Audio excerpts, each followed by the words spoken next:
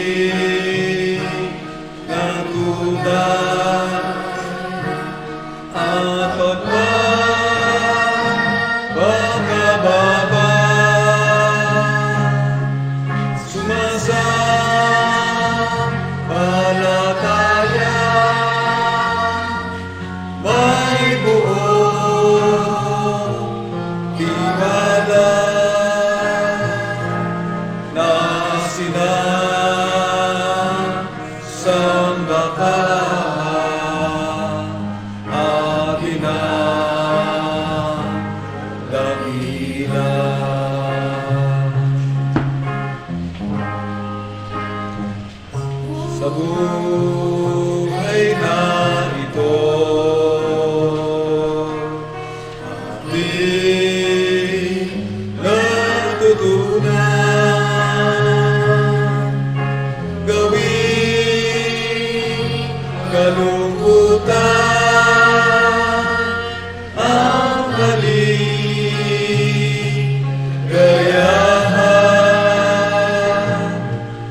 sa masayang puso.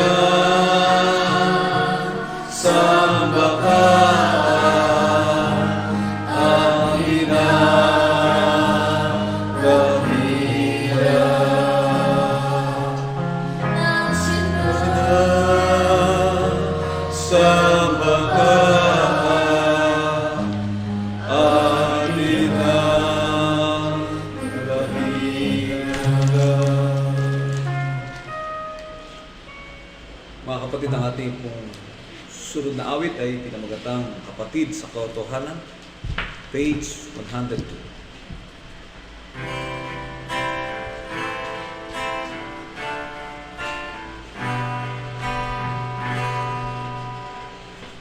Kapatid sa katotohanan, kayo ay magawin sa pangitipo nating kanan, ang Diyos ay papurihan. Sino ang tagapagligtas? Si Jesus na mapagliyang. Anong ginawa? Siya'y naghirap. Anong nalasan? Tugoy lumana dahil sa sala ng lahat.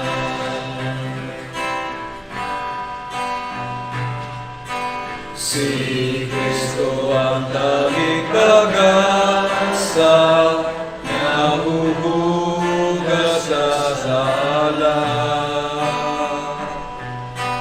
Dahil sa atin ay nagdusa, tayo'y tinubos niya. Sino ang tagapagligtas? Si Jesus na mapagliyang. Anong ginawa? Siya'y naghirap. Anong nalasan? Tugoy lumana dahil sa sala ng lahat. Kaya't sa Kanya ay kumapit upang tayo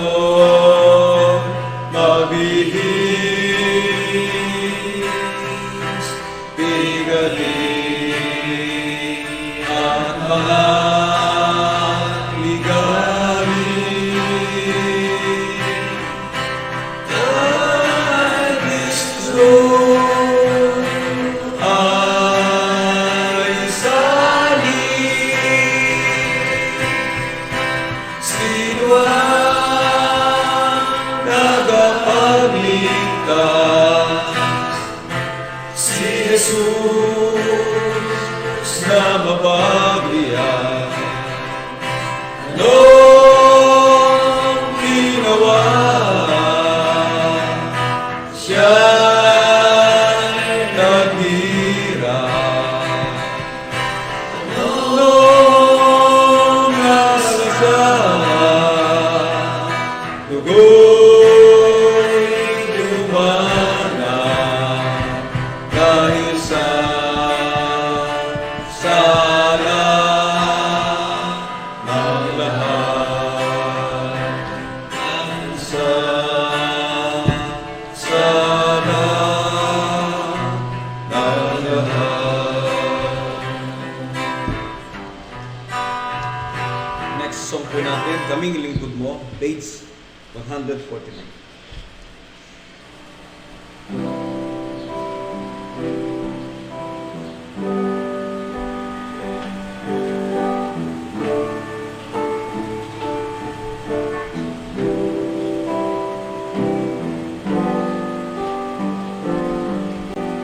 Kaming lingkod mo, O Jesus,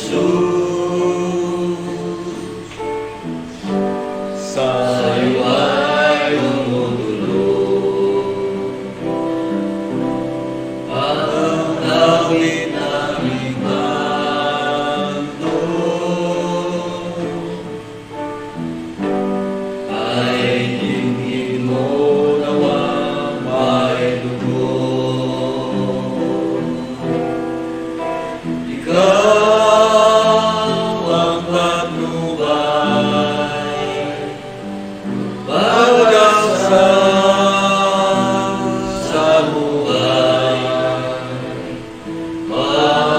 Mahalin sa amin, mga puso na lulubay.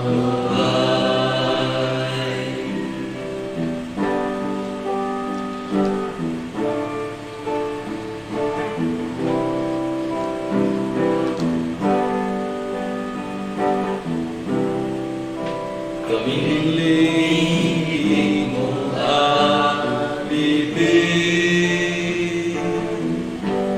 ay lagi mo po kalingain. Sa landas na aming napahin, nakakarating sa iyong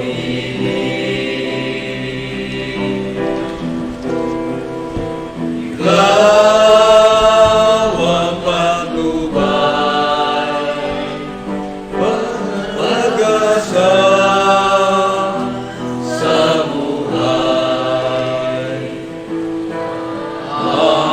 Aalis sa amin, mga puso na lulubay.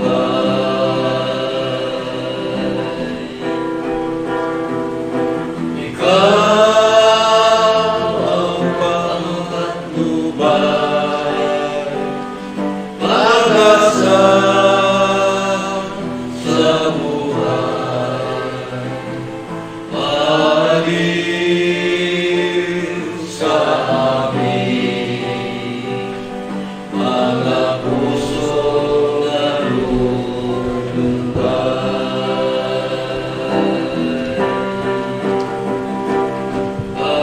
Aliw sa amin, mga puso na lulubay.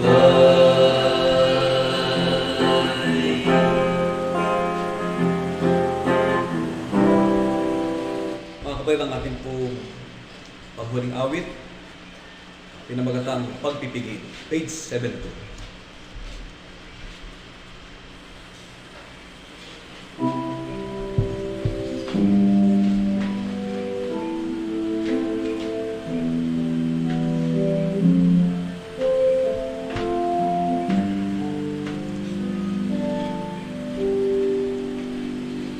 Kung di ka magbibigay at hindi mabubuya, ay masasayang lamang ang lahat ng hirap.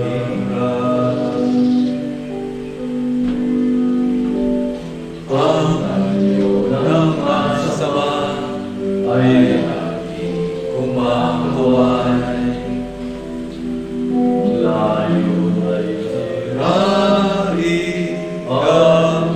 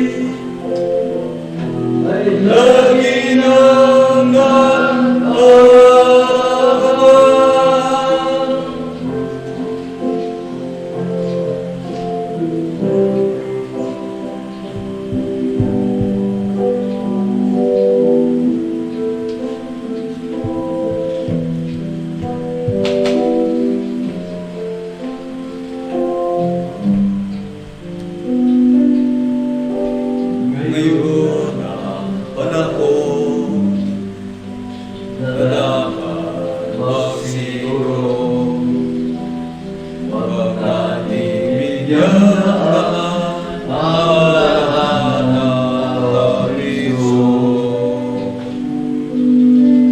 Ang naging panahon na nakasakrisyo. Huwag kang maligpit ang aral ni Kristo. Ibig sa laman ang tuon, ang pakikipagkata upang gumiba ng ulan ng maling harapan. Ang tukso ng masama ay walang buhay. Sa araw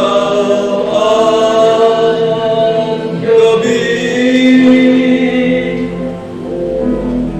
ay lagi nang nag-aawan.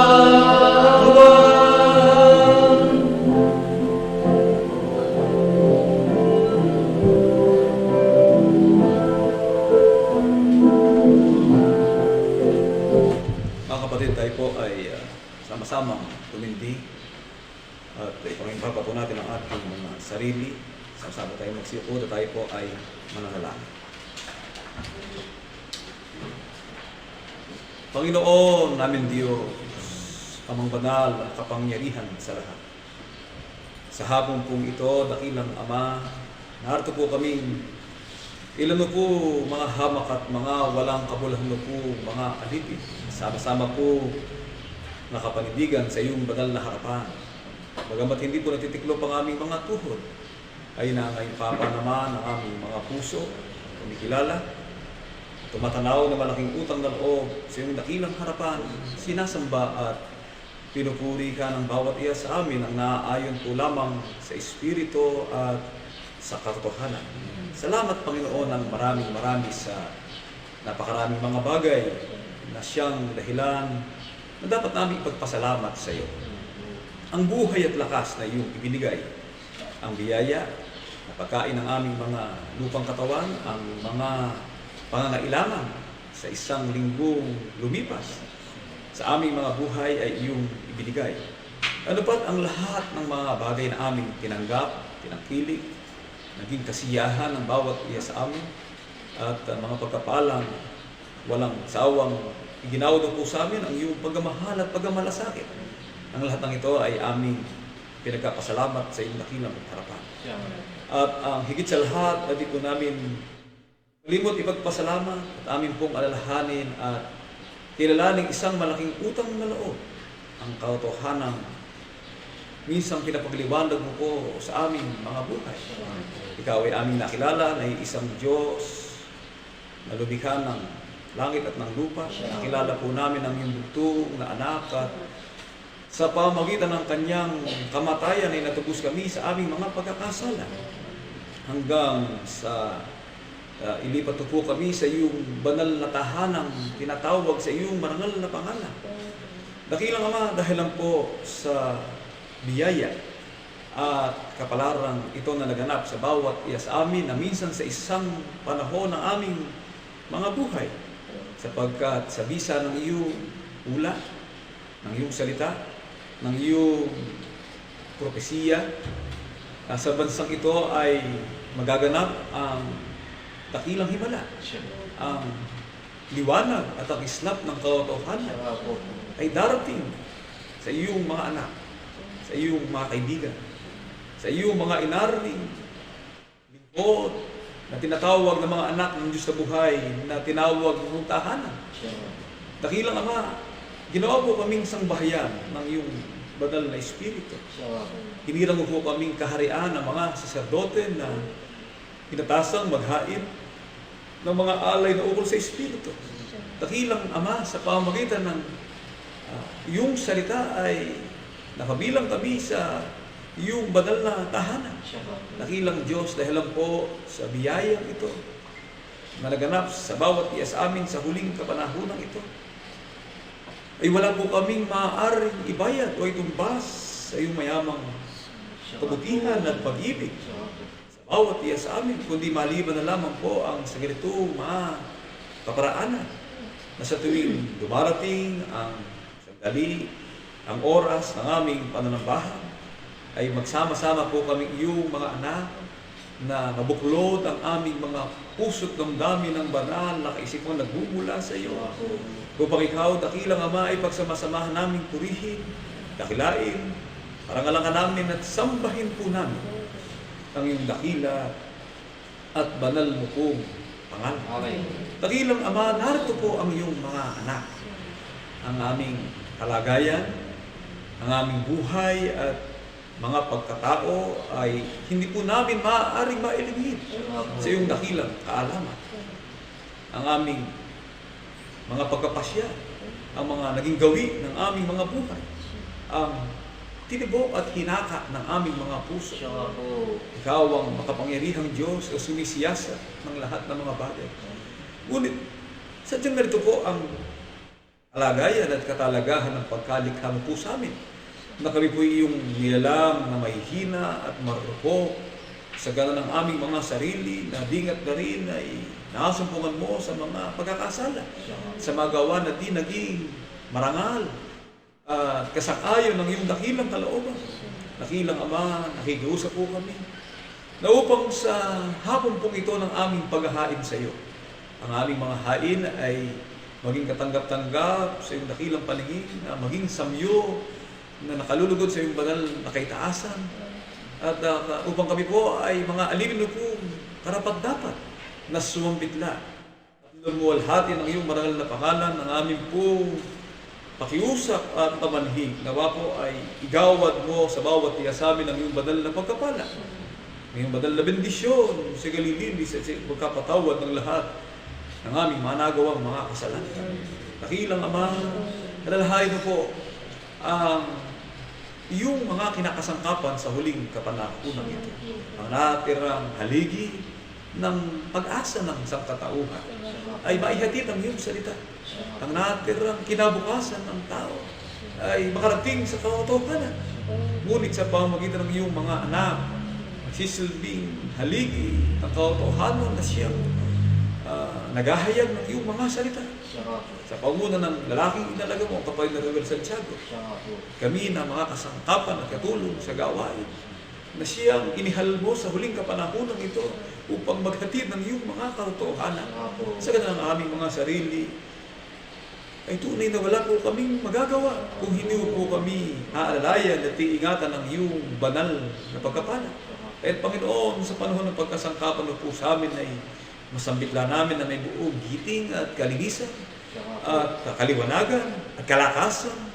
Sa gitna ng iyong mga anak, makita mo po ang iyong mga lingkod na sumasagana sa kaalaman, tumitibay sa pananampalataya, lumalakas sa pag-asa, taglay ang isang marugdog na damdamin ng pananampalataya.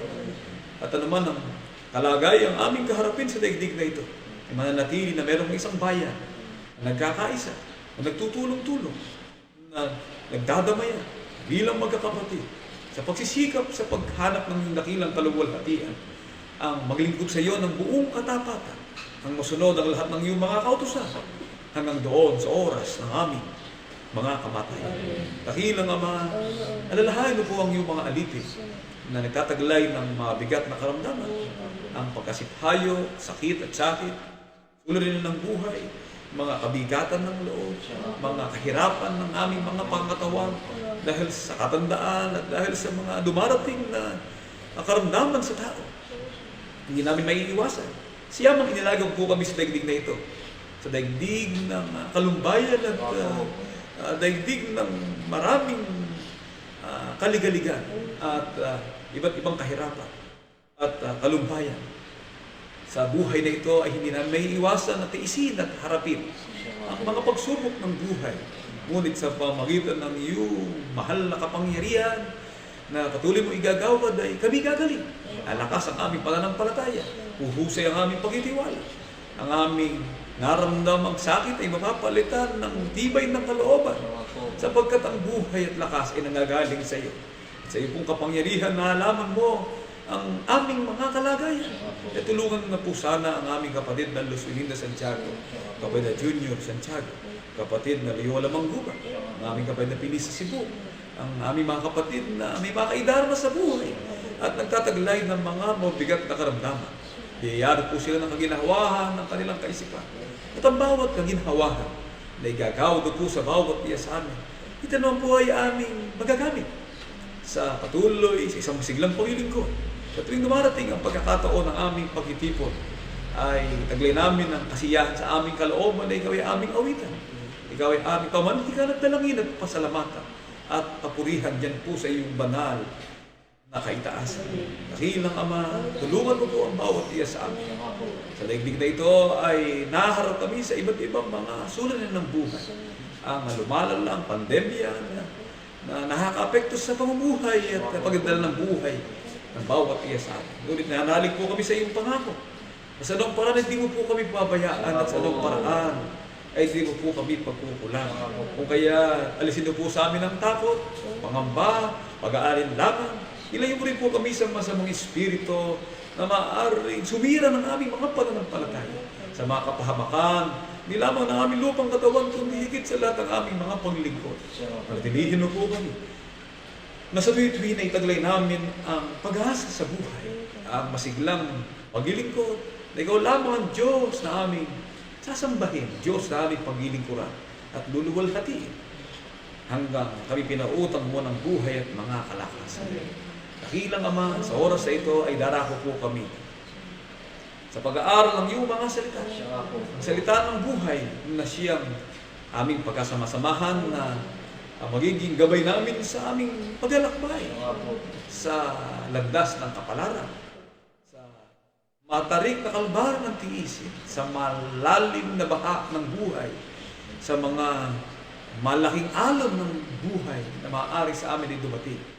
Sa pamamagitan ng iyong salita ay makapananatili po kami sa katatagan ng aming pananampalataya na nagtutuwibay sa pag-asa, sa sinipete ng aming kaluluwa.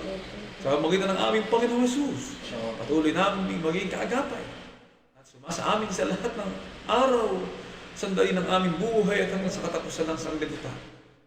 Nanatili po kami magtitiis at maglilingkod hanggang kami pinautang mo ng buhay at mga kalakasan.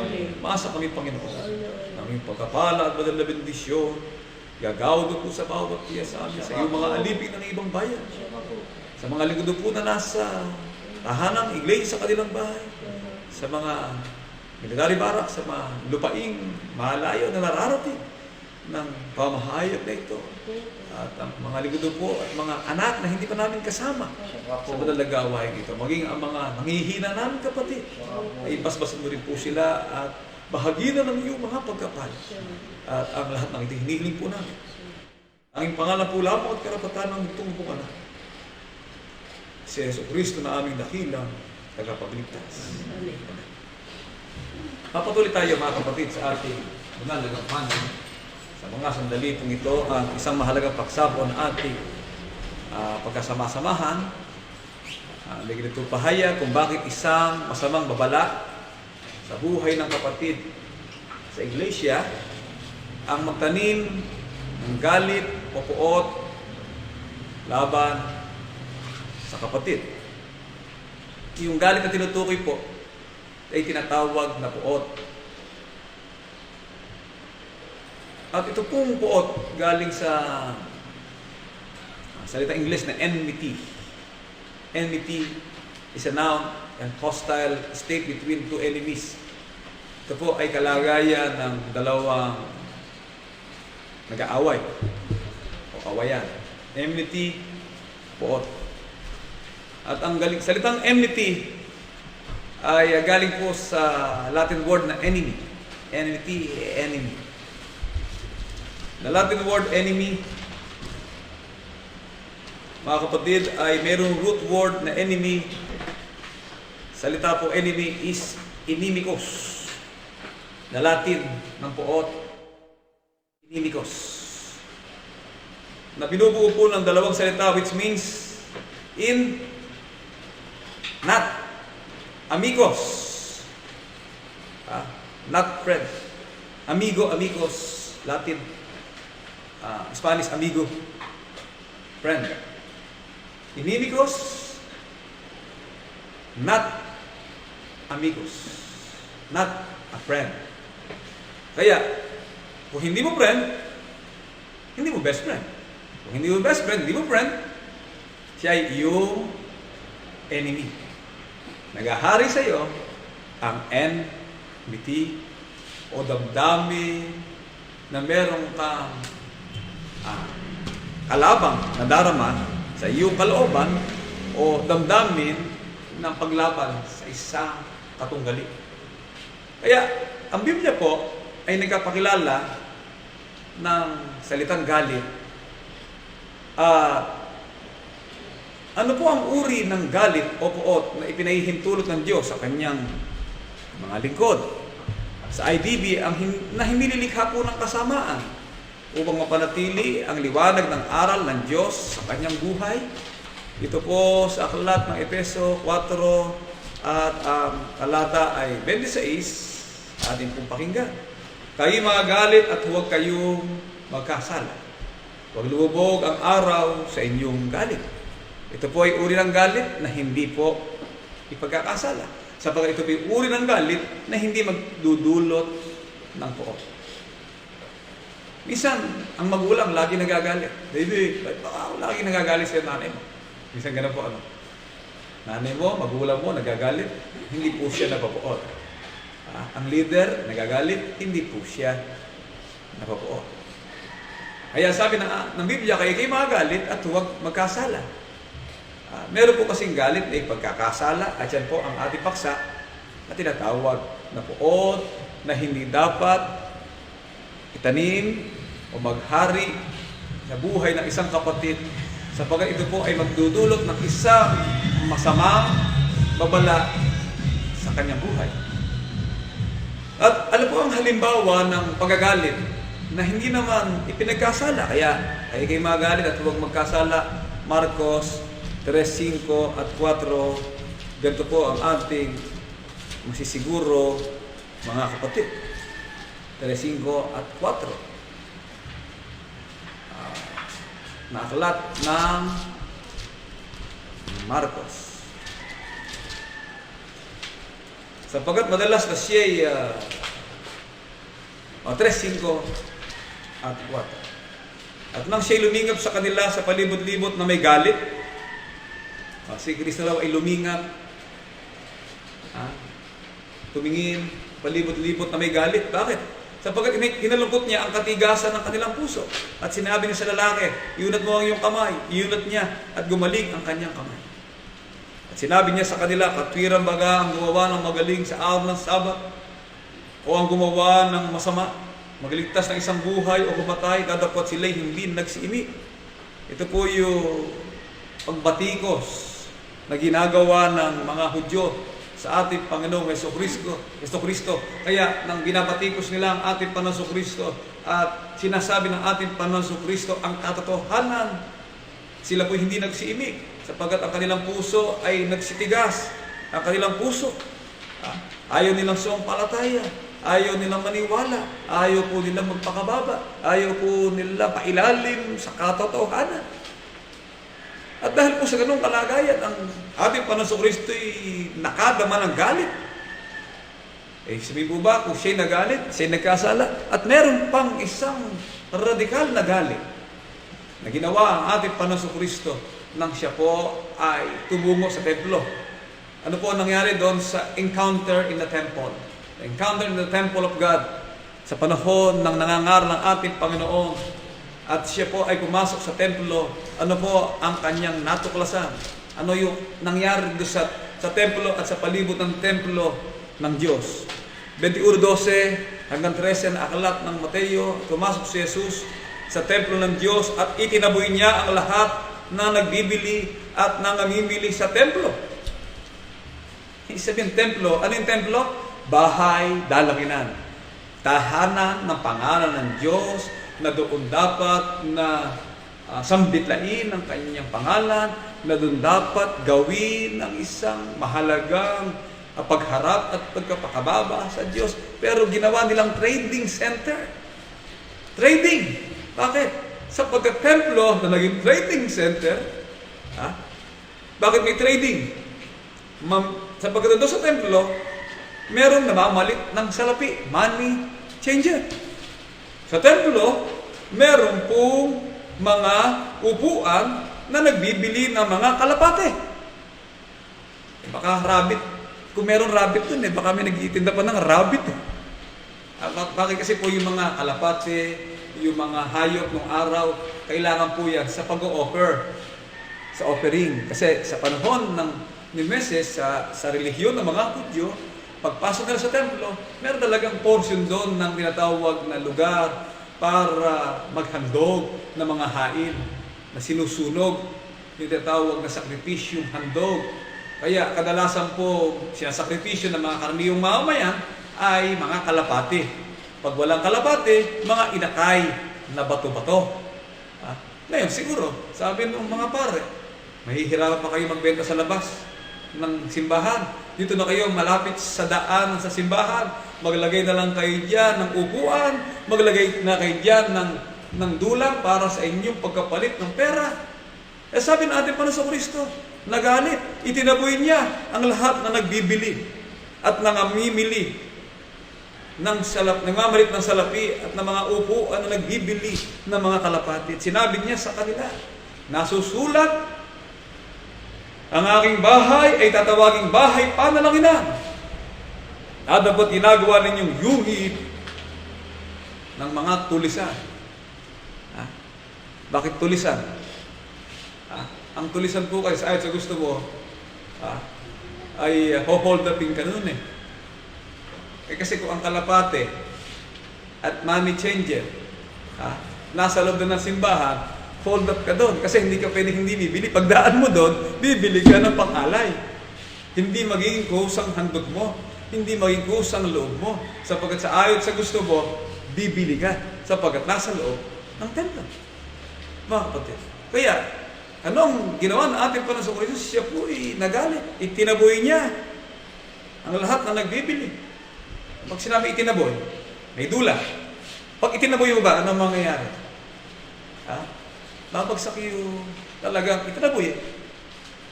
Bagamat hindi letra for letra na nakasulat, na inampas niya, nang hampas ang Panginoon. Kasi doon sa movie, talagang pinakita yung sobrang guide ng hampas siya. Pero salita itinaboy, talagang ora mismo, nabigla ang mga tao. Nabigla yung mga namimili. Para po bang sa palengke, yung mga nasa gilid ng tindahan, biglang dumating si Bison. At kasama po yung kanyang tinatawag na market marshal. Yung mga upo ngayon, sabay-sabay, pinagtatago.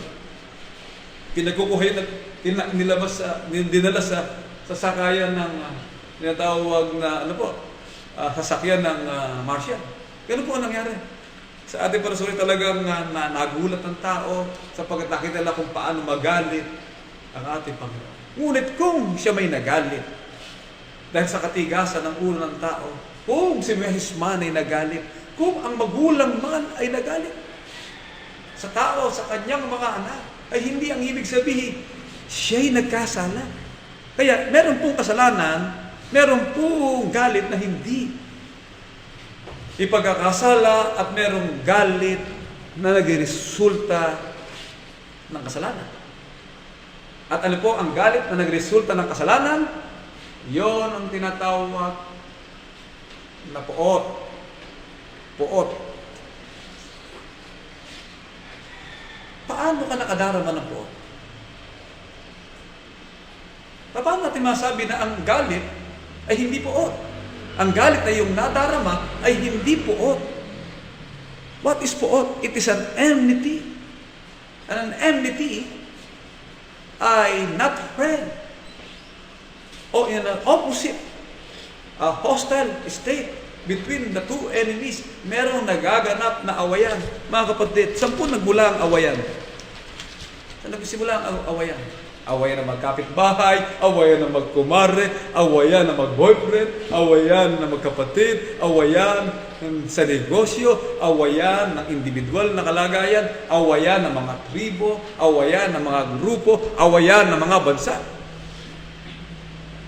Kaya na po nagsimula ang enmity o ang po sa tao. At bakit ang tao ay napopoot? Sapagkat yung kanyang interes, ang kanyang pinahalagahan at nagkakaroon ng tinatawag na katunggali upang sila ay hindi magkasundo sa isang bagay. Mga kapatid, bago natin tuloy yung takuhin yung pagkakasundo, dapat maunawaan natin saan, paano, kailan ang tao pumasok sa tinatawag na kapuotan. Sa isa pong pag-aaral ng isa po ito aralin na isinulat ng isang Doctor of Philosophy na si Dr. Offersu na pinamagatang Love of Hating, The Psychology of Enmity. Ang pag-ibig sa kapuotan, ang psikolohiya ng pagkapuot. Nagsimula po ito sa individual, group, and national level. Ang konsepto ng pagkapuot ay nagsimula po sa damdamin na yung aking kapitbahay, yung aking kapwa, yung aking kababayan, yung aking taga-ibang bayan, hindi part ng sarili mo, hindi part ng family mo, ay naiiba sa atin. At ang naiiba sa atin, pag hindi sa atin, ay kalaban natin. Sapagkat ang kaaway, iniisip po ng tao, ang kaaway ay dapat katakutan, at ang kaaway at dapat nakamuhian. Yan po ang kaisipan ng poot na papasok ang salitang kaaway. At ang isang kaaway, mga kapatid, ay dapat patayin at wasakin. Kaaway mo sa negosyo, kinakailangan bumagsak ang tindahan niya. Ikaw ang tumayo, kaaway mo. Yun ang damdamin mo, naiisip mo. Sapagkat kaaway mo, yung bansang iyan dapat lupigin mo sapagkat kaaway mo. Nagsimula po ang awayan sa buhay ng tao. Kailan? Nang ang tao po ay alisan at lisanin ang kanyang tunay na sitwasyon ng paghahanap buhay sa pamagitan ng hunting and gathering. Kasi po ang tao nung araw, sa panahon ni Eva at Adan, ang alam lang, kasi kakaunti pa tao, ang alam lang ay hunting and gathering. Subalit, pag dumating ang panahon ng Neolithic stage o Neolithic period, ang tao ay natuto sa isang sentralisado, mayroong pamunuan sa ilalim ng isang strukturang sosyal ng komunidad ng agrikultura. Na kabilang dito ang kanyang with its larger size and endemic sense of territoriality. Teritoryo ko ikato Sa teritoryo ko huwag kang mamasok ng teritoryo ko. Ganun po, nagsimula sa tao ang magsaka na at magkaroon ng tinatawag na lugar ng kanyang positioning. Muhundo ikayan huwag ikang magpatapon ng tubig sa hindi mo patapunan. O di kagalitan na po. Akin ikayin lupa na yan Tindahan ko ikayan Bakit mo inuusog ang tindahan mo? Makatwid, papasok po ang enmity o po ang hindi pagkakaunawa. Sapagkat yung territoriality ng kanyang sakop o mga bagay na nagresulta ng pagbangon hindi lamang ng sibilisasyon, kundi ng pagbangon ng grupong awayan na nagresulta sa malulupit na digmaan. Makatwid, ang pinoproteksyonan po ng tao ay ang kanyang personal, pampamilya, panglipunan, pambansang interes. At palibhasa'y iba ang kanyang genetic, iba ang kanyang tribo, iba ang kanyang kalagayan, hindi ka ika sa amin, kalaban ka namin, at ang isang kalaban ay dapat bumagsak at mawala. Sapagkat pag nandiyan ka, ikaw ay threat sa aking pagiging magandang lalaki. Ako lang magandang lalaki. Dumating na mas magandang lalaki. Hindi yung pagiging magandang lalaki mo ay humihina sapagkat natatauban ka ng husay at galing ng iyong kapwa, ng iyong katunggali. Meron pong tinatawag na competition. Meron pong bakbakan ng isang prinsipyo at kalagayan na ang isa ay ayaw padaig sa isa, na ang resulta po niya, unti-unti ay hindi pagkakasundo na nagresulta sa awayan, at ang awayan ay nagresulta sa damdamin ng pagkapuot. Sa individual, sa grupo, at sa pambansang level ng kalagayan. Kaya sa ating pong pagkasama-sama, ipinakikilala po natin, mga kapatid, paano po nagsisimula ang puot? Bakit ang dalawang magkapatid nagpupuot sa isa't isa? Kasi si mami laging siya na ang ibinibili sa Jollibee. Di inggit. Kasi si mami, et cetera. Maraming sumbong. Hindi nila ayusin hindi nila inindihan at pagkakaunawaan. At yung may liit na di pagkakaunawaan yan, unti-unti, tumatanim. Parang pako.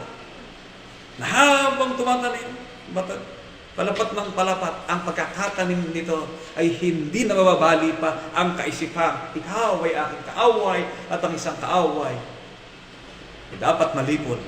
Ang isang kaaway ay dapat bumagsak. Mga kapatid. Kaya, ang payo ng Panginoon Jesucristo sa isang lingkod, kung magkaroon ng alitan, ang kapatid laban sa kapatid, sipin nyo naman nag-alitan hindi naman sa religion Nag-alitan saan? Pangunahin na po. Based on history, ang laging alitan ng tao, lupa. Hangganan. Sa lupa, may bungang halaman. Nag-away sa puno ng mangga kung sino ang dapat na makinabang sa puno ng mangga, sapagkat ang sabi ng isa, yan ikay ako nagtanim. Sabi naman ng isa, hindi ikaw nagtanim, pero sa lupa ako yan itinanim. Nag-away na. Kapatid. Yung tinatawag na in relationship, meron tinatawag po tayo na sa buhay ng tao, ay sa buhay ng magkapatid, ay meron silang hindi pagkakaunawaan. Sibling. Sibling means mga anak. Rivalry ng mga bata. Rivalry ng mga anak. Bakit? Gusto ko pag nawala si tatay, akin yung buong lupang yan. Ako ang panganay. Meron po painiwala ang mga Tagalog na ang lupain o ang pamana dapat sa bunso. At meron din ng paniniwala sang-ayon sa batas na ang pag-aari ay dapat na equally divided, equal share into percentage under the law. Pag namatay yung asawa, yung tatay, 1 share na lang sa lupain pag-aari nila. Di usap-usapan yan. Usap-usapan magkakapatid kung ano ang bahagi ng lupa ating magiging pakinabang. Mga kapatid, patong-patong po ang kaso ng mga trial courts, mga kaso ng mga hindi pagkakaunawaan na humantong sa malagim na patayan at marahas na krimen dahil po sa interes ng mga naglalabang angkan, naglalabang pamilya. Kaya po sa buhay ng mga kapatid, magkakapatid, ay itinuturo po sa atin ang paraan kung meron po hindi pagkakaunawaan. At ang paraan ng hindi pagkakaunawaan, Mateo 5:21 hanggang 25, ito po ang nakasulat at pakinggan po natin, mga kapatid. 5:21 hanggang 25. Narinig ninyo sa sinabi ng mga tao sa una, huwag kang papatay, at ang sinong pumatay ay mapapasa pangalip sa kahatulan. At dapat sinasabi ko sa inyo, ang bawat mapuot sa kanyang kapatid, mapuot pa lang, napuot. Hindi po nagalit, salitang napuot, nagtanim ng matinding galit nang gusto niya mamatay na yung kapatid niya. Mamatay ka ka, sana. Mapahamak na ang kanyang kapatid. Mapasama na ang kalagayan ng kanyang kapatid. Sapagkat enmity, gusto niya mawala na. Kanyang kapatid. Ay mapasapanganib sa kahatulan at ang sino magsabi sa kanyang kapatid, Raka, ay mapasapanganib sa Sanhedrin. At ang sino mang magsabi, ulul ka. Yung mga naglalaro ng ng laro sa bisan may nadino LOL. Ano may LOL? Ha? Ano yung sabihin ng LOL? Ewan ko, nadinig ko lang sa naglalaro ng yung video, yung games, LOL. Ha? Pag sinabihan niya na mali yung isang kapwa, sabi LOL. Nangyayari na, minsan, nadinig ko to. So, ako po, hindi na nanonood ng mga video games yan, yung tawag nilang ML na yan. Pero minsan nakikita ko, LOL. Totoo, hindi po. Totoo, hindi. Isa na. Totoo. Meron talagang gano'n, meron nga. Kaya, mga kabayan, naglalaro ng ML, huwag kayo magkasalita ng LOL. Sapat ang ibig sabihin ng LOL, Raka. Ulul kay ka. At magsabi sa kanyang kapatid, ang ulul ka ay mapasapanganib sa impyerno ng apoy. Ganun pala yun. Hindi lang pala ganun yun. Ganun pala yun. Kaya kung ihahandog mo ang iyong haid sa dambana, sasamba ka ngayon. Sa chapel. Adoy, maalala mo na ang iyong kapatid ay mayroong anumang laban sa iyo, iwan mo muna roon sa harap ng dambana ang haid mo, yumaon ka ng iyong lakad, makipagkasundo ka muna sa iyong kapatid. Yan po ang paraan. Makipagkasundo ka muna sa iyong kapatid. O kung magkagayon ay magbalik ka at ihandog mo ang iyong hain, makipagkasundo ka agad sa iyong kaalit. Samantalang ikaw ay kasama niya sa daan, baka ibigay ka niya sa kaalit mo sa hukom. Ibigay ka ng hukom sa punong kawal, ipasok ka sa bilangguan, malalockdown ka sa loob ng bilangguan. Pandemic pa naman. Bakit? Kahit lang sa simpleng awayan na ikaw ay nadala sa bilangguan, wala si judge. Ay si judge, bawal lumabas ng bahay. Kaya yung court, sunod-sunod po ngayon yung natawag po na lockdown. Sabihin nila, ni-lockdown na NCR. Hindi pwede pumarot pa rito sa Batangas. Sabi po ng mayor, government Pandanas, hindi kayo pwede pumasok sa Batangas. Hindi rin mo pwedeng lumabas. Dito sa Magpanga, hindi ka rin pwede pumasok. Hindi ka rin pwede lumabas. Ngayon po, pwede pa hanggang mamaya ating gabi sa Bulacan. Kinakailangan makabalik agad.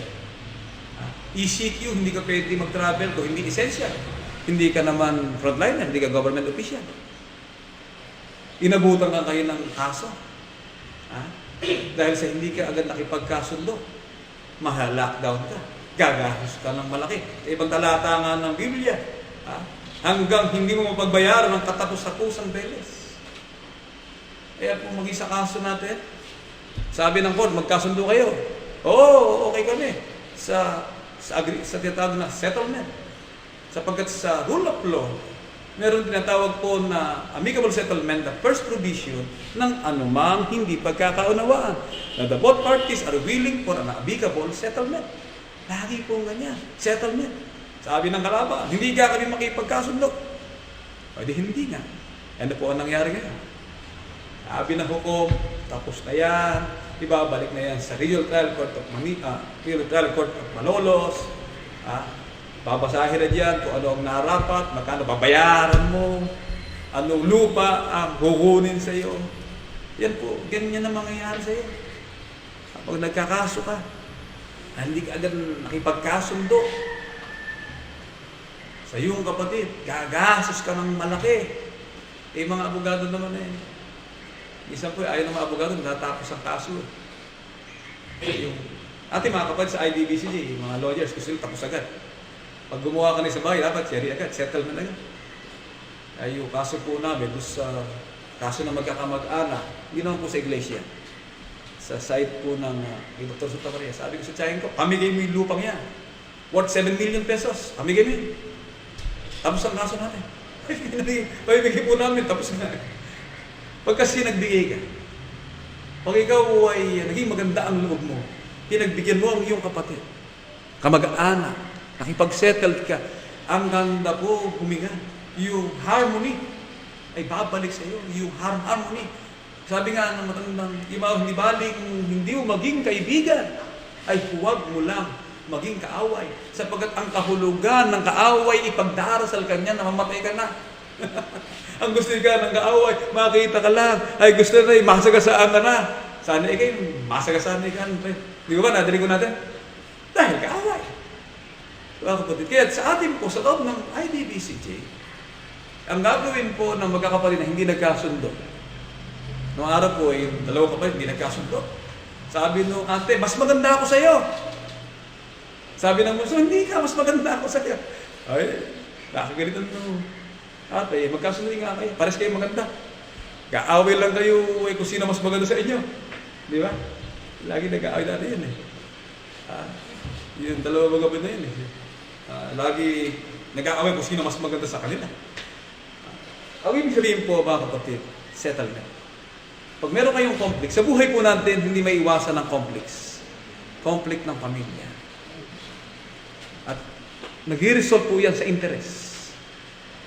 Para po yung sa pag-aaral ng isang itlog na hinahalim-himan ng manok. Sa pag-iral ng panahon, ay nagkakaroon ng laman sa loob.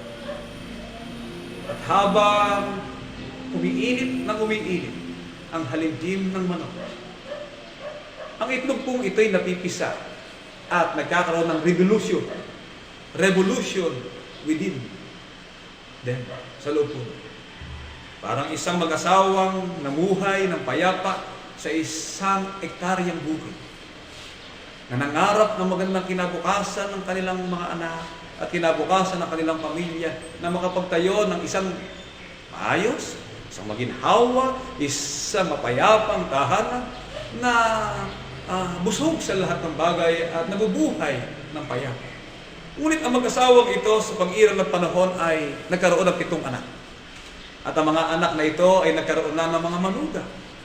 At ang mga anak na nagkaroon na ng 7 ay nagkaroon pa rin ng mga anak na isang bukid pa rin ang kanilang pinagsasakahan.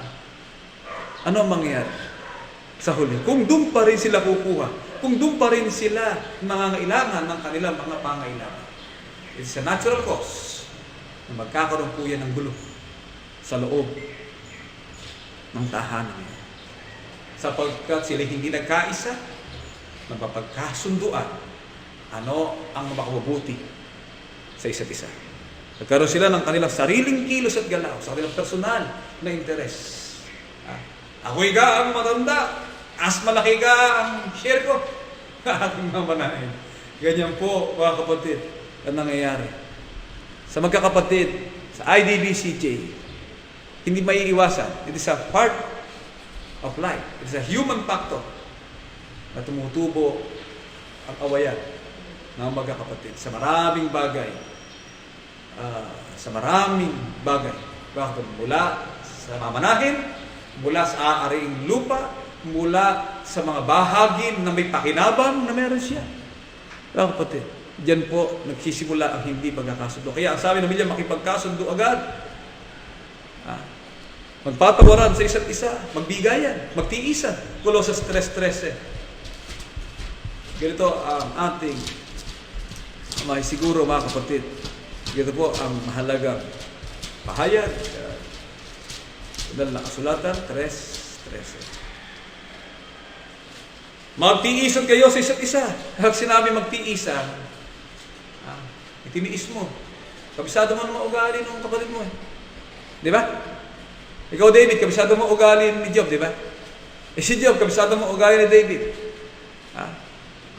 Minsan kasi may isang ugali na pag napitik mo, bigla nang gagalit. Pag nahipo mo, galit agad. Para ari ka ng bata, pag kinagalit, galit na galit ka. Kinakailangan mo mahinahon, tiisin mo. Kapatid mo yan eh. Kung may nasabi, hindi maganda, palampasin mo muna, bukas na lang kayo mag-uusap. Isa po kasi may salita na, lalo lang sa panahon ngayon, pandemic.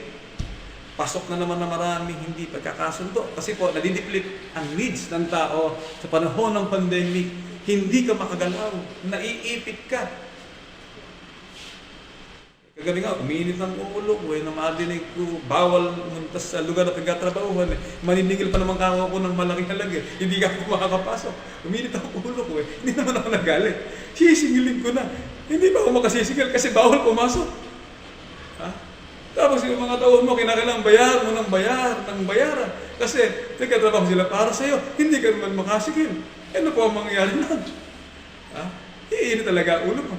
Kaya, ang kaisipan ng tao, hindi talaga maraming dumarating na pwede kang magalit, mag-react sa isang bagay. At mag-resulta po ito. Kaya ang kinakailangan po dito ay magtiisan. Magtiisan. At ito pa po ang sinasabi na paraan. 13. At magpatawaran kayo sa isa't isa. Kung sino man na may sumbong, laban sa kayo naman. Yung sumbong na yan. Hindi rin maganda. Sa pagkakapatid, lagi, si Joby ka. Hindi ka. Kayo na mag-ayos. Huwag nyo na paguluhin ng pangasiwaan. Huwag nyo na paguluhin pa ang... Kasi po merong last resort is trial. Tandaan po na last resort is trial. Kahit po sa IDBCJ, may problema ng iglesia, the last resort ay ang tinatawag na arbitration. At wala po tayo hindi tayo inuutusan na punta kay kapitan. Yung dalawang kapatid sa IDBC nagpunta kay kapitan, nilapastangan na po ang Biblia. Ang rule sa atin, kayong dalawa magkasundo. At ang naapi, pumunta sa umapi sa kanya. Patatawarin niya yung umapi sa kanya. Kung ayaw makipagkasundo ng nang-api, kaya yun po ang problema. Sa tao. Hindi ikaw siya kakausapin. Kahit magpantay ka ang ako, hindi yung ikaw siya kakausapin.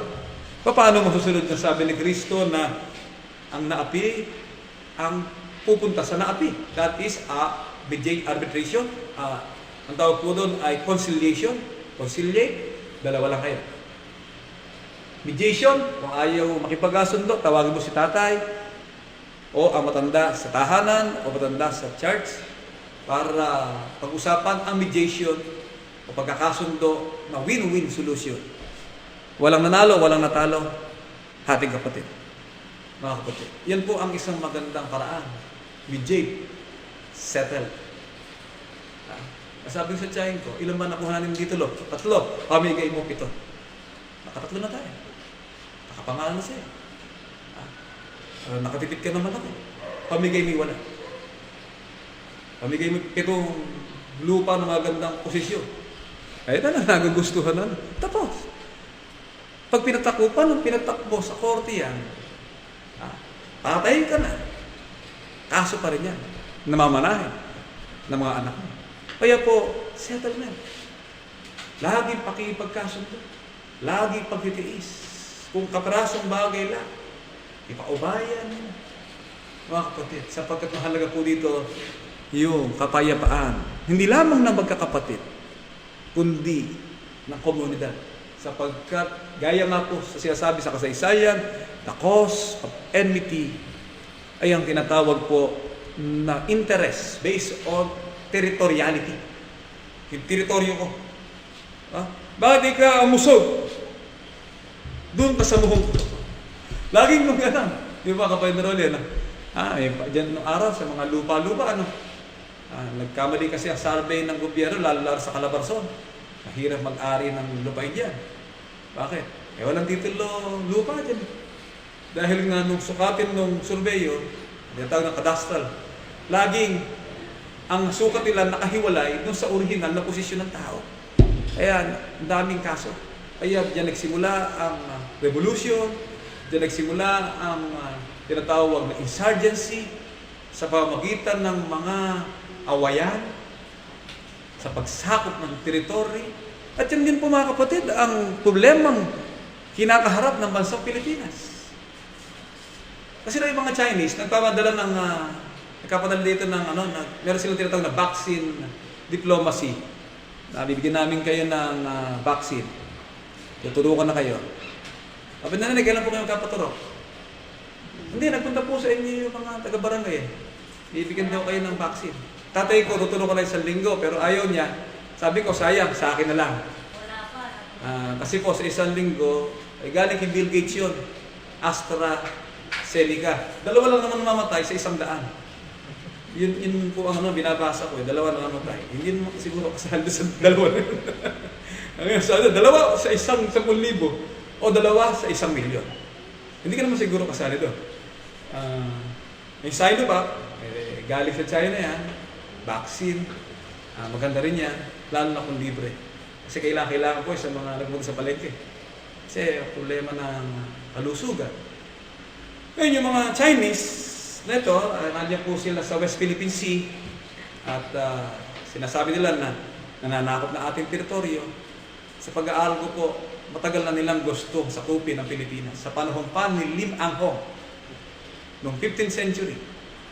Dumating dito mga Kastila dahil sa teritoryo. Sinakop nila ang bansang Pilipinas. Nagkaroon ng giyera po ang ditawag po na conspiracy of the Maharlikas. Sila Lakandula at ang mga anak ni Lakandula, ang mga magigiting na mga pinuno ng ating bansay nagsama-sama para pabagsakin ang kapangyarihan ng Kastila. Ngunit sila po ay nabigo. Napailalim sila sa kapangyarihan ng Kastila sa panahon ni Martin de Goiti, ni Juan de Salcedo at ng nangamahalang mga Kastila sa Pilipinas. Dumating si Limahong, tinulungan natin ang mga Kastila. At resulta po, pumatay ang mga Pilipino at pumatay ang mga Kastila ng may kumulang 100 Chinese na nasa Binondo. Kasi dahilan kung bakit sila nagtakasan sa malayong lupain sa Pilipinas. Kaya yung iba mga Chinese roots, mga masingkit ang mata, lahing Inchik yan. Isa lahing Chinese yan. Sapagat ang Tinyi family, dito sa Nueva Ecija, na pinanggalingan po ng aming lahi, mayroong Chinese blood. Bakit? Si Rizal.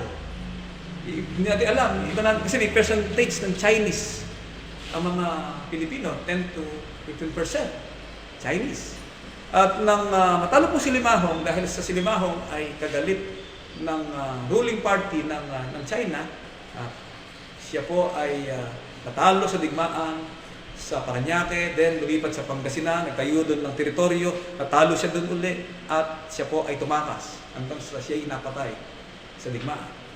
Ngunit, hindi nalaunan, dahil nga maraming pinatay ang mga Pilipino at mga Kastila na mga Chinese dito sa Pilipinas, nagpadala ang Imperial Army ng China para sakupin ang Pilipinas. Nakita lang nila, natakot sila dahil ang naval power ng Kastila ay makapangyarihan, hindi nila kaya. Kaya sa kaisipan ng Inchik, noong una pa, malaki ng interest nila sa Pilipinas. Sapagkat sinasabi po sa kapuotang pambansa, sinasabi po sa digmaan ng mga bansa, sakupin mo si Pilipinas at ikaw ay magiging world power. Sinakop ng mga Kastila ang Pilipinas at siya'y naging naval and world power ng panahon yun. Sinakop ng mga Amerikano ang Pilipinas mula sa kanilang mga presidente na sila Roosevelt, Theodore Roosevelt at iba pa, na masakop ang Pilipinas, naging world power sila. At ang China, mga kapatid, kung magnagaharing uri sa Pilipinas, maging world power. Yan po ay simula ng awayan. Dahil yung territoriality na ating pinag-uusapan, yung interest, mula sa malaki hanggang sa maliit na bagay, na kukuha ng iyong sariling pakinabang at interest ng iyong posisyon ay nagresulta ng galit at poot. Ang isang anak na ang damdamin ay tila nawawalan siya ng pagtingin ng kanyang ina, nagkakaroon ng selo sa kanyang kapatid. At dahil sa selo sa kanyang kapatid, sa unang panahon pa lang ng tao, pinatay ni Cain. Sino? Si Abel. Nagselos. Dahil sa nakita ng Diyos na mas maganda ang hain ni Abel kaysa kay Cain. Likas na po sa atin ang hatred. Likas na po sa tao ang damdamin ng pagkagalit, ang damdamin ng inggit, ang damdamin ng pananaghili, ang damdamin ng pagkapuot, ang damdamin ng masamang kaisipan na nakatanim sa kanyang puso laban sa kanyang kapatid. Kaya nga pagdating ng ating Panginoon Kristo, ano ang batas? Ibigin mo ang iyong kaaway, painin mo siya ng soft drinks. Ha? Nakasulat po sa Biblia. Kasi po ika nakasulat sa Biblia na ang kaaway mo, iibigin mo at painin mo ng soft drinks. Ha? Sabi po ng kasulatan, painin mo siya ng, bigyan mo siya ng tubig. Kung ang iyong kaaway magutom, pakain mo. Kung siya'y mauhaw, painumin mo. Kung ayaw mo ng tubig, hindi soft drinks. Kaya, ang ibig sabihin, kapayapaan sa kaaway. Hindi naman kaaway ang kapatid Siya iyong kapatid. At hindi mo kaaway. Kung kaaway ngay painumin, at kung kaaway ngay iyong bibigyan ng tubig, ng tulong at pagmamahal, bakit pa ang isang kapatid na hindi mo lang nakasundo dahil sa isang maliit na bagay? Ang lahat mo ng bagay maayos pag sinunod natin ang kagustuhan ng Diyos. Kaya ang hindi magpatawad, kaya ang pagkapatawad sa isa't isa sa 14:15, nakasulat po yan, mga pakinggan natin. Sapagkat kung ipatawad ninyo sa mga taong kanilang kasalanan, ipatawad naman kayo ng inyong Ama sa kalangitan. At dapat kung hindi ninyo pinatawad sa mga taong kanilang mga kasalanan, hindi naman kayo patawarin ng inyong Ama sa inyong kasalanan. Anong uring kasalanan? Kasalanang minor case. Kasalanang tabi, patawad, makailang beses kung patawarin ng iyong kapatid. Mateo 18:21 hanggang 22. Na magkagilumapit si Pedro at sinabi sa kanya, Panginoon, nakailang magkakasala ang aking kapatid laban sa akin na siya aking patatawarin. Hanggang sa makapito? No. Sabi po ng ating Panginoon Kristo. Sinasabi sa kanya, hindi ko sinasabi sa iyo hanggang sa makapito, kundi hanggang sa makapitumpung pito. Ano ibig sabihin nun? Makapitumpung pito. 70 times 7 ang patawad. Unlimited. Walang hanggan ang pagkapatawad na gagawin mo sa iyong kapatid. Paano siya patawarin? Hindi man ikaw humingi ng sorry. Patawarin yung siya. Kung siya ikaw humihingi ng sorry, hindi humingi ng sorry. Paano gagawin? Patawarin pa rin. Titiisin mo nga Mga kapatid, ang sabi ni Kristo sa mga tao, patawarin po sila, sabi ni Kristo sa Diyos, sa kanya Ama. Patawarin po sila. Hinihingi po na patawarin Nag-sorry ba yun? Hindi Hindi nila alam hindi nila alam ang kanilang ginagawa. Kaya ang lawak ng pagkapatawad na gagawin ng kapatid sa kapatid ay walang hanggan. Mga kapatid. Ngayon, meron naman pong masamang nagagawa sa ili ang kapatid na dahil sa galit o puot na nananatili, hindi na magawang magpatawad. 3:15 na aklat ng unang Juan. Hindi na po criminal hindi na po minor case yan. Ang sino mang nakapuot sa kanyang kapatid, mamamatay tao. At ang nalaman niya na sino mamamatay tao ay hindi pinanahanan ng buhay na wala hanggan. Kaya pag ikaw ay napuot, kasong kriminal. At ang kriminal ay sinungaling. 4:20 na aklat ng unang Juan. Kung sinasabi ng sino man, ako'y umiibig sa Diyos, napapuot sa kanyang kapatid, ay sinungaling. Sapagat ang hindi umiibig sa kanyang kapatid na kanyang nakita, paano makaiibig siya sa Diyos na hindi niya nakita. Minsan po ang pagmamahal ay nakapalitan ng puot. Sa anong bagay? Dahil po sa pakinabang, andaan po natin yan. Ang pagmamahal ay nakapalitan ng puot dahil sa personal gain. Ang pagmamahal ay nakapalitan ng puot dahil sa personal interest. Ang pagmamahal at pagkapatawa ay nakapalitan ng puot dahil po sa tinatawag po ng tao na makasariling paraan o selfishness. Yan po ang nangyayari. Hindi niya maibaba ang kanyang sarili at siya sinungaling at isang sinungaling ay walang bahagi sa pangako ng Diyos kundi kapahamakan. 21:8 ang aklat ng Apokalipsis. Pakinggan po natin. Sa mga duwag at hindi mananampalataya, suklam sa mga mamatay tao, sa mga mapakiapit, sa mga gaway, sa mga mapagsamba sa Diyos-Diyusan, ang lahat ng mga sinungaling. Ang kanilang bahagi ay sa dagat-dagat, ang nagilingan sa apoy at sa puli. Siyang kalawang kamatayan. Kapahamakan. Kaya mga kapatid, ano po ang paraan para hindi umabot ang galit, settlement agad? Nakita niyo pa yung problema hinaharap na magkakapatid, ayusin na agad. Wala bang problema, ayusin na yan. Problema sa Tagalog, lalo po sa pamilyang Tagalog. Bakit di ka hinahati ang lupa, buhay pa ika ako? Ganyan po kadalasan ka ba? Ano po? Hindi po. Kung meron kang anak, pwesto para sa kanya. Kaya ako po, ang ginagawa ko sa ngayon, kung habang kumikita ako ng konti, nag-iipon ako maraming parselang lupa bakit di ka? Isa lang ang anak mo. Kasi pag nagkaanak ng marami marami niyang titiran. Meron sa north, meron sa south, meron sa east, meron sa west. Mas ginawa, hindi magkakagalit. Kasi, yung dalawa magkapatid, magkasundo yan, nag-asawa. Nag-asawa na magkaiba, ugali. Minsan po, nangyayari po sa pamilya. Bakit itong taratita, mas mahal ng biyanan? At ito naman, isang tahimik.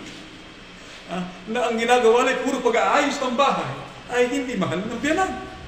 Ano po ang formula meron? Kasi po, ugali. Meron talaga minsan ang magulang ay hindi fair. Minsan ay meron talagang tinitingnan. Meron silang, iba-ika ang tinitingnan sa tinititigan. Merong tinatawag po na paborito. Hindi ko tawag magkaganon. Kaya yung result o cause ng wars, enmity, yung tinatawag na opposition, enmicus, not friend. Resulta ng hindi pagkakaunawaan. Nagsisimula po sa territory. Ano ang bagay na yun, teritoryo? Physical, political, economics, yung tawag na kabuhayan, isa part of teritoryo ng buhay mo, lagi yung merong competition, meron po friction, meron tension. Hindi nag-uusap. Ang bandang huli po, sasabog yan na parang bulkan. Ang revolusyon sa tahanan, ang revolusyon ng isang bansa, ang revolusyon ng tao. Ang sabi ng Diyos nung mula noong una, humayo kayo, pakarami kayo. Huwag kayo nagsisiksikan sa isang lugar lang. Binigyan kayo ng Diyos ng pag-iisip to grow, to develop yourself. Na mag-isip ka ng bagay na hindi mo napakikalaman pa ang hindi na sa'yo. Yan po ang nais ng Diyos. Ang nangyari po sa tao, may kagalitan, umaatik ako. Politika, may patayan na po nga. Sino may mayor na namatay? Yung mayor ng Sama. Yung isang kapatid natin na kapatid yung dating kapatid niyang pulis, napatay din sa Samar nung araw. Dahil may kaugnayan din doon sa lugar na yun, sa Kalbayog yan, mahigpit ang awayan doon. Sila chief of staff ng mayor. Siguro yung mayor na yun, patay na rin yan. Talaga matinding bakbaka ng politika doon. Kaya ang gagawin nila ay maglilingkod para sa mamayan. Kaya yung galit, puot, mga kapatid, nagmumulan ng interest ng sarili, hindi niya matiis. Mga kapatid. Kasi ang tao merong iba't ibang ugali. Dapat kilala mo ugali ng kapatid mo. Kasi hindi mo kayang tiisin siya kung hindi mo siya kilala. Know your neighbors. Kilalain mo ang iyong kapitbahay. Kilalain mo ang ugali ng kapwa mo, ng kapatid mo, at mauunawaan mo siya, at maiindihan mo siya, at magkakasundo kayo sa lahat ng araw. Pero pag hindi mo nalaman yun, hindi mo kayang tiisin yun, papantingan-tenga mo doon, o nagpantingan-tenga mo doon, makagagawa ka ng aksyon na akala mo yun lang, yun na pala ay mag-resulta ng isang bagay na iyong ikapapahama. Dapat sa galit ng mangmang, yung galit ko, hindi dapat na manatili yung puot sa ilaman sa kapatid. Saan po siya itinulad? Ng Banal na Kasulatan, 27:3, nakalat ng kawikaan, ang bato ay mabigat, ang buhangin ay matimbang, ngunit ang galit ng mangmang, lalo mabigat kaysa sa mga yaon. Nagkaroon na po ng pusong bato.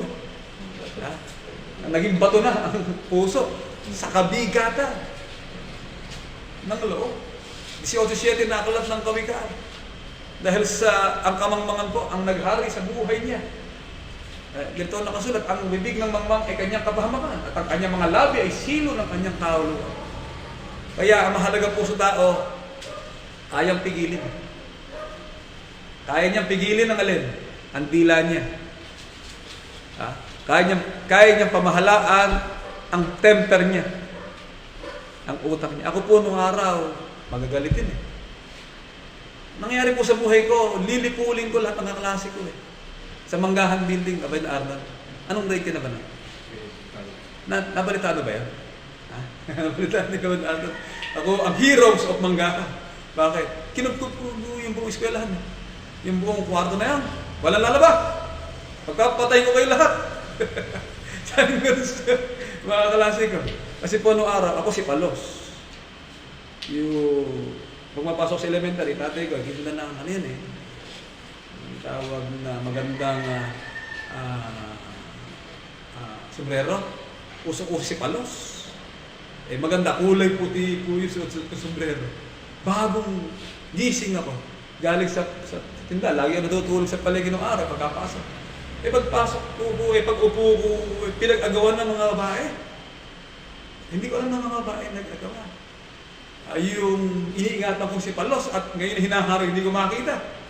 Eh kung ako po ang nagtatago ng mga asarol, piko, dun sa aming eskwelahan, sinarado ko pinto.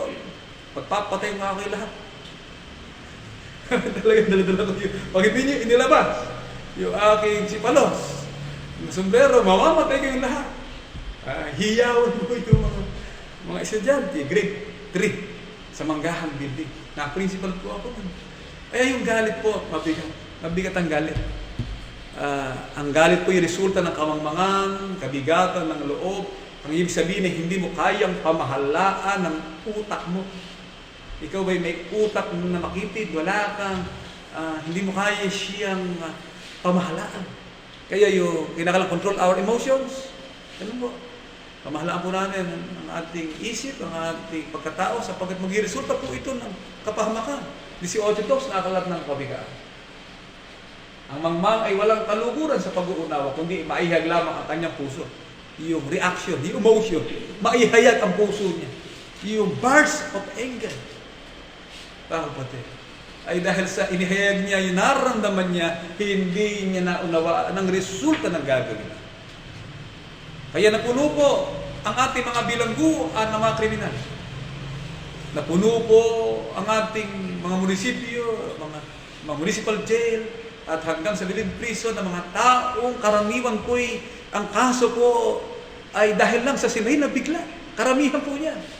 Kakaunti lang talaga yung nagkakaso dahil sa talagang part ng kanilang pag-iisip na talaga preparado sila. Karaniwan po dyan. Marami dyan. 80% dyan ay dahil sa emosyon ng kanilang damdam, kanilang puso na ihayag.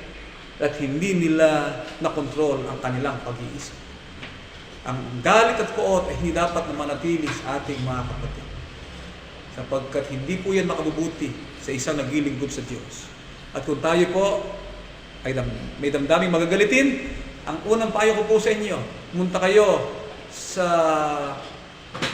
i-test nyo muna po dugo ninyo, baka punong-puno kayo ng cholesterol, kaya kayo high blood lagi. Mataas ang presyon ninyo, mataas ang cholesterol.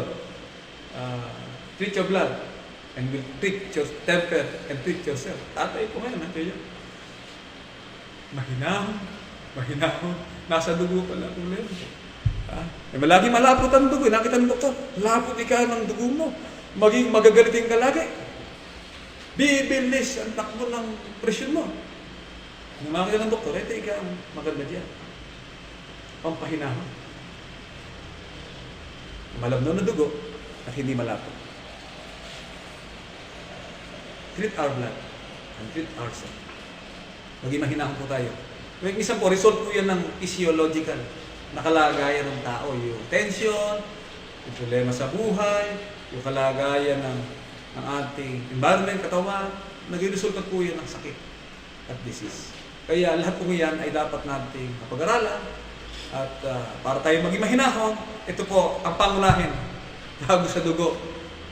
Humingi sa Diyos na pangunawa upang siyang sagana sa awa. Santiago 1:5. Ngunit kung magkukulang ng karunungan ng sino man sa inyo, humingi sa Diyos na nagbibigay ng sagana sa lahat at hindi nalulumbang, ay ito'y bibigay sa Kanya. Karunungan po ang mahalaga para mapangalagaan natin ang ating isip, para maging mahinahon tayo. Meron kasabihan sa Tagalog, makasampu nating isipin, bago natin, hindi lang gawin, kundi salitain. Makasampu mong isipin. Inisip mo, sabi ng Biblia, isipin mo ang sinasabi ko, bibigyan ka ng Diyos ng pagkaunawa sa lahat ng mga bagay. Kahinahunan, pagtitiis, pagpapatawad. Mga kapatid, hanggang dito po at ating mga kapatid, narito ngayon, naghahain ng pasalamat mula sa ating kapatid na David Ross Piñon. Siya po ay 13 years old. Ang ating kapatid na Arnold ay naghahanod din hain ng pasalamat.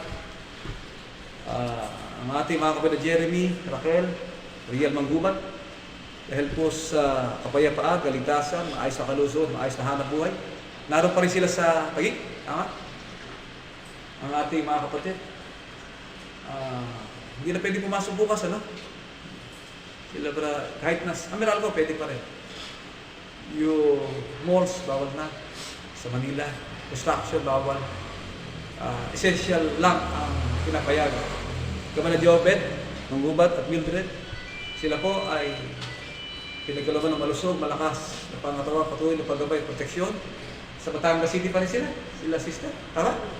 At nandun ang kanilang pamumuhay at yung mga bata, kanilang mga anak. Mga kapatid, alam po natin na pasalamat ay resulta ng pagkilala. Pagkilala sa mabuting bagay. At ang mabuting bagay, ang sabi ng banal na aklat, sa aklat ng awit, 119, na aklat ng awit ay bigit ko po pahayag at inyo pong pakinggan. Ikaw ay aking Diyos. 118. 28, ikaw ay aking Diyos. Meron tayong Diyos. Diyos na ating pinasalamatan, Diyos na buhay, na malalang, Diyos na Espiritu, tunay na tunay, Diyos na nagbibigay ng buhay at ng lahat ng mga bagay, Diyos na Espiritu na walang kapantay, Diyos na nananahan. Sa liwanag na di malapitan, ikay aking Diyos at nagkapasalamat ako sa iyo. Ikaw ay aking Diyos. Meron tayong Diyos. Sapagkat siya'y mabuti. Sapagkat ang kanyang kagandahang loob ay magpakailanman. Kaya yung magandahang loob ng Diyos, yun nga po ang pinagpasalamat ng ating mga kapatid. Maramdaman po natin yung kagandahang loob. Ano po yung kagandahang loob? Dalawang bagay ang kagandahang loob ng Diyos. Pangkalahatan.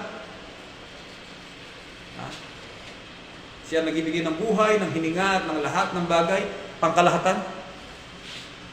At kagandahang loob na pantangit. Salamat sa Diyos.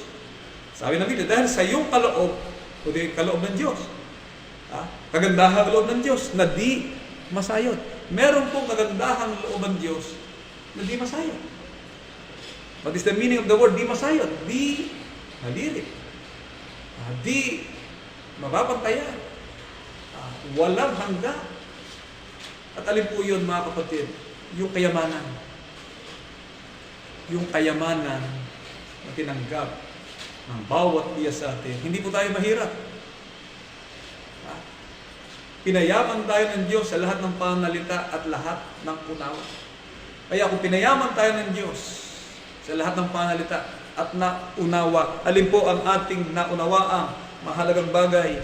Ito po sa aklat ng Kolosas ay napakaliwanag po. Ang pinakamahalagang bagay na ating naunawaan,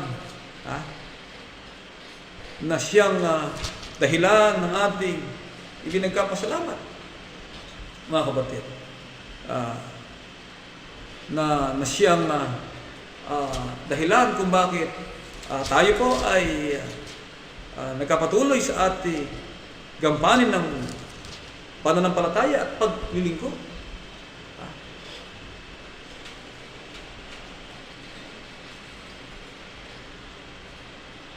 Upang sa inyo ipagkaloob niya ayon sa mga kayamanan ng kanyang kaluwalhatian. Meron pong kayamanan ng kanyang kaluwalhatian. At kayo palakasin ng kapangyarihan sa pamamagitan ng kanyang Espiritu Santo, ng kanyang Espiritu sa pagkataong loob.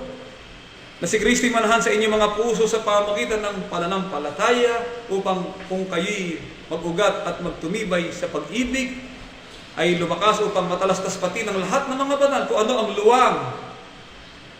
ang luwang, ang haba, ang taas at lalim. At makilala ang pag-ibig ni Kristo na di masayod ng kaalaman upang kayo mapuspos hanggang sa buong kapuspusan ng Diyos. Mga kapatid, yan po ang ibig sabihin na hindi masayod. Hindi yung luwang, lalim, mataas, walang hanggan ng kayamanan ng kanyang kaluwalhatian na pag-ibig at pagmamahal sa bawat iya sa atin na siyang dahilan kung bakit sa mga sandaling ito ay nagkapasalamat ang ating mga kapatid sa isang mahalagang pangyayari. Hindi lamang sa ibinigay na buhay, kundi higit sa lahat doon po sa pag-asang ating natamo at inaasahan sa dakilang pangako ng Diyos na wala hanggang buhay. Ang pinakamahalagang bagay po na ating tinanggap ay ito ikang wala hanggang buhay na ikaw ay makilala nila. Makilala po natin ang Diyos, isang Diyos sa tunay, at siya at sa kanyang sinugo. Sapagkat ngayon nga, hindi noon, hindi mamaya, hindi bukas, ngayon nga, ay wala nang anumang hatol sa mga na kay Kristo Jesus. Ano man ang sapitin ng ating buhay at kalagayan ng buhay na dumating sa ating bansa. Ngayon nga. Hindi ngayon, hindi bukas, hindi kailanman. Ngayon. Wala na po tayong hatol sapagkat nakarating na po tayo sa kayamanan ng kanyang dakilang kaluwalhatian. Nakarating tayo sa tahanan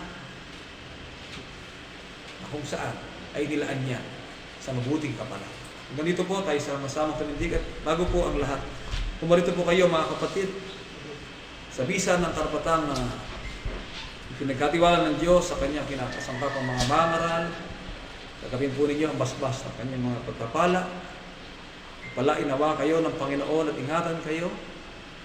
Paliwanagin nawa ng Panginoon ang kanyang mukha sa inyo at mahabag sa inyo. Idingap nawa ng Panginoon ang kanyang mukha sa inyo at bigyan kayo ng kapayapaan.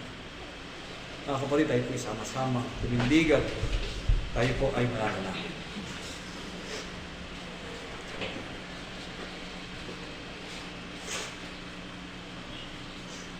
Panginoon namin Diyos, ang banal na makapangyarihan sa lahat. Sa mga sandali pong ito, dakilang Ama, matapos na aming napag-aralan ng itong butil ng iyong mga katotohanan, loobin mo, Panginoon, naway matala ng malalim sa liha ng aming mga puso at aming malakaran at maisakabuhayan habang pinauutang po kami ng buhay at mga kalakasan.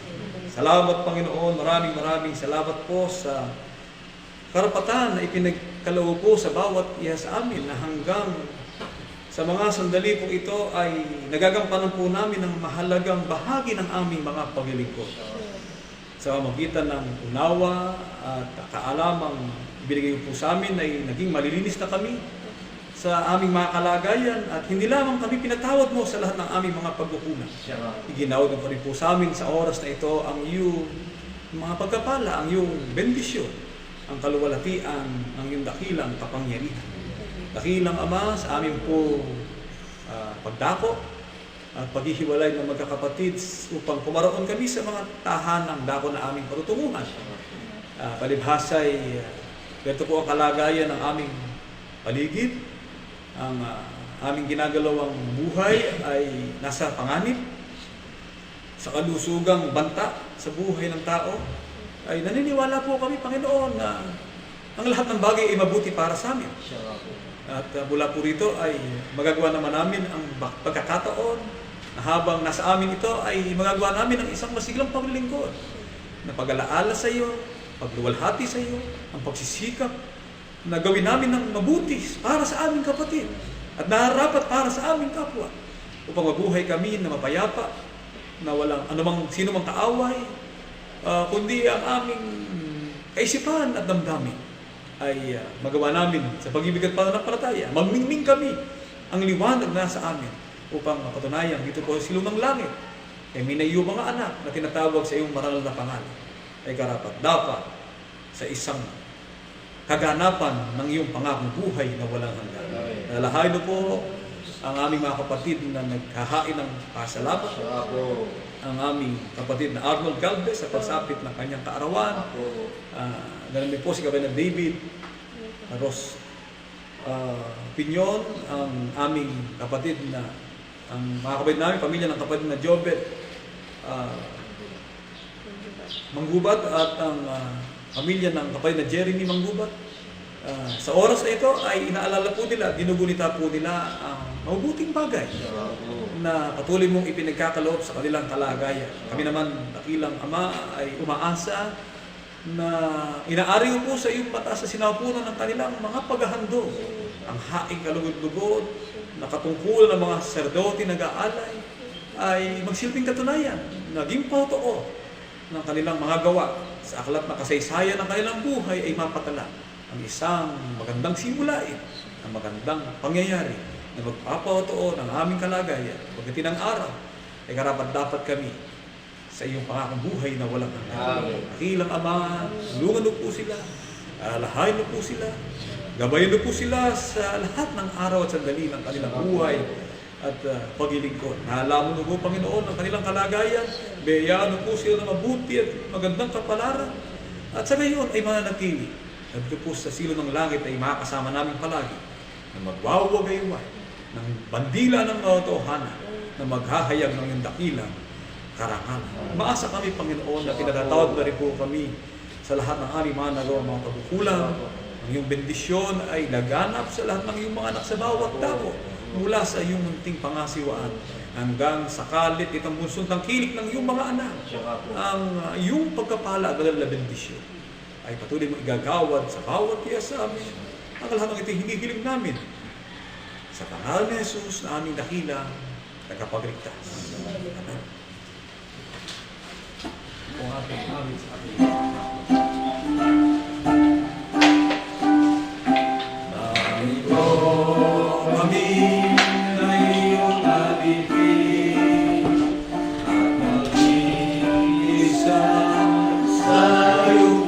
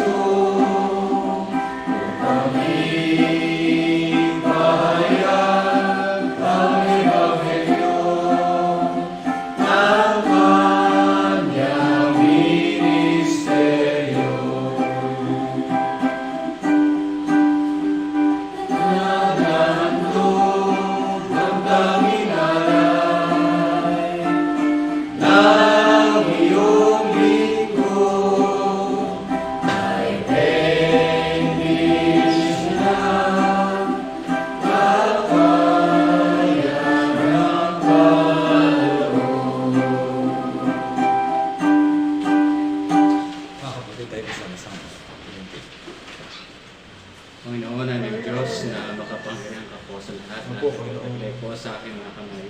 Ang naging bunga ng pag-ibig at pananampalataya ng bawat isa sa amin. Sabi mo po sa ating magamit lamang po ng Munting pangasawa Siya nga po. lalo gaya at kilalaganap ng mga banal na mga kapatiran. Upang dito po sa silong ng langit ay di mapupuray ang mga labing pupurit at dakila sa iyong kapanalbahan. Amen. Panginoon aming Diyos na makapangyarihan po sa lahat, labos po ang ating pagtitiwala. Nang sa lating ito, gayon din, ang mga nakayan na handog ng mga anak mo, nagpasalamat sa hapon tayo, naging isang masarap na samyo na kalulugod sa iyong kaitas. Siya nga po. Matalapusan itong kapanan sa aklat ng aming mga buhay. Oo. So, manahin naman po namin at kaya pangakong buhay na walang Ah. hanggan. Panginoon naming Diyos na makapangyarihan ka po sa lahat, di po natin makalimutan ang dalangin sa iyo. Kaming iyong mga anak na kinakasangkapan sa dakilang gawa nito. Naway pagkakaloob kami po sana kami, Panginoon, ang mga pagkakakitang kasangayan lamang po ng banal na kalooban upang ang mga bahagi po ito ay magamit sa pagtupad sa mga tungkuling niyata mo sa aming mga buhay. Amen. At kung ito ay aming hinihingi at sasalamatan sa tanging pangarap karapatan ng aming mananakop na si Kristo Jesus. Amen. Doxology ang mga.